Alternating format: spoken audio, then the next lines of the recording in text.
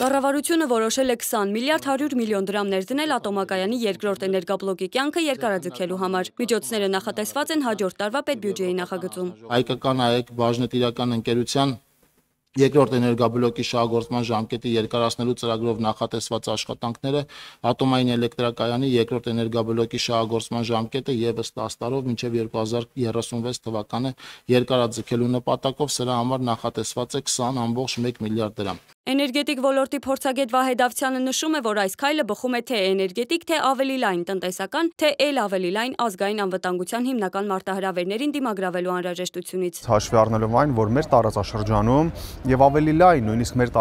տարածաշրջանի շուրջ Թուրքիա, Իրան դինամիկորեն զարգանում է խաղաղ ատոմը, միջուկային էներգետիկան, գիտենք, որ միջուկային էներգետիկայի զարգացման որոշակի ծրագրեր ունի նաեւ Ադրբեջանը եւ այս առումով Հայաստանի Հանրապետության համար խիստ կարեւոր է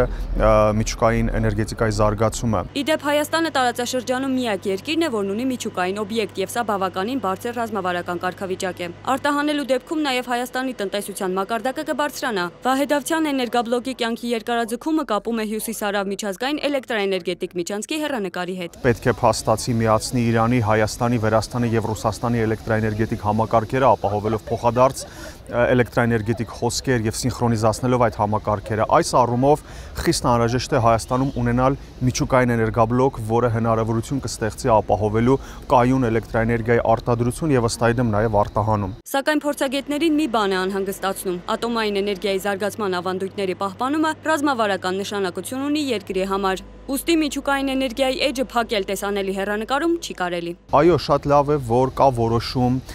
գործող էներգաբլոկի կյանքը երկարացնելու մինչև 36 թվական, բայց ակնհայտ է, որ 36 թվականին, երբ շահագործումից դուրս կբերվի հայկական ԱԵԿ-ի երկրորդ էներգաբլոկը, մենք արդեն պետք է ունենանք պատրաստ էներգաբլոկ, որը պատրաստ կլինի ինտեգրվելու էլեկտրաէներգետիկ համակարգին։ Մեկնարկեն Հայաստանի Հանրապետությունում նոր ատոմային էներգաբլոկի կառուցման ծրագրի կառավարման նպատակով ատոմային էներգաբլոկի կառուցման աշխատանքների նախապատրաստական աշխատանքները 2026 թվականին ըստ օղով նախատեսված է 828 միլիոն դրամ։ Հայաստանը կանգնած է ռազմավարական երկընտրանքի առաջ։ Աշխարհում բավականին մեծ թափ են ստանում փոքր հզորության մոդուլային ատոմային ռեակտորները, ընտրել ամերիկյան մոդելը, թե ռուսական։ Փորձագետը նշում է, որ Հայաստանի սեյսմիկ առումով խնդրահարույց տարածքում միանշանակ ավելի լավ տարբերակ է ռուսական մոդելը, որը նաև էժան է ամերիկյանի համեմատ, եւ որն ունի եւս մեկ թերություն։ Ամերիկյան առաջին մոդուլային ռեակտորը շահագործման է հանձնվելու 2032 թվականին։ Որտեղ է շահագործվում ռուսական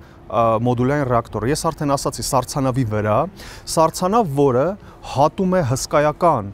տարածություններ Հյուսիսային Սառուցյալ օվկիանոսում, հաճախ այն սառույցը, որը կոտրում անցնում է այդ սառցանավը, ունենում է 4-ից 5 մետր հաստություն եւ ըստ այդմ